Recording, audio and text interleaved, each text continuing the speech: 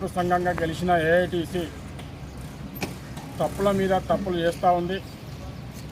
గతంలో bank receipt పేరుతోటి గుడి పేరు మీద 500 రూపాయలు రికవరీ చేసింది.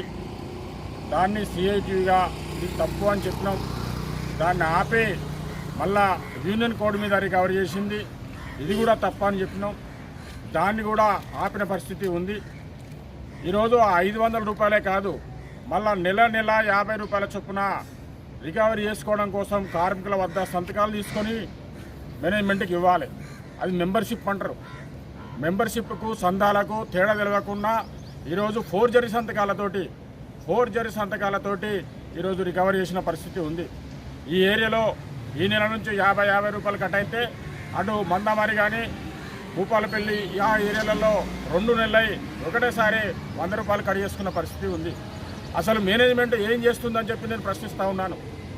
ఈ కార్మికుల సంతకాలు ఈ ఫోర్జరీయా నకిలీయా అని ఎలాంటి గుర్తించకుండా మేనేజ్మెంట్ మొద్దు నిద్రలో ఉండే ఈరోజు రికవరీ చేసిన పరిస్థితి ఉంది.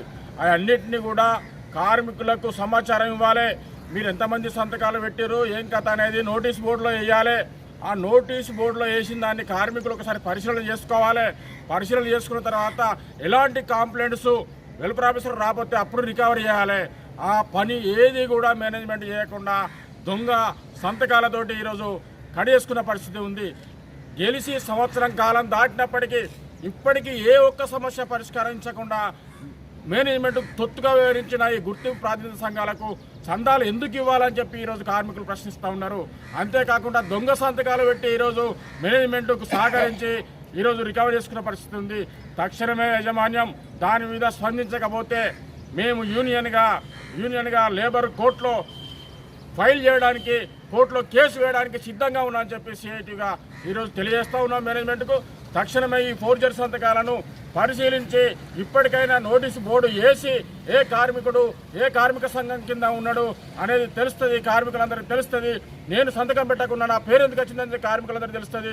అందుకని ఇప్పటికైనా ఎంతమంది సంతకాలు చేసారు అనేది కార్మికుల ముందు మేనేజ్మెంట్ నోటీసు బోర్డులో వేసి రికవరీ చేయాలి. ఇప్పుడు రికవరీ చేసిన దాన్ని మేనేజ్మెంట్ దగ్గరనే ఉంచుకొని దాన్ని ఎట్టి పరిస్థితుల్లో యూనియన్కి ఇవ్వకూడదని చెప్పి సింగరేణి కాలేజ్ ఎంప్లాయీస్ యూనియన్ సిఐటిగా డిమాండ్ చేస్తూ ఉన్నాం.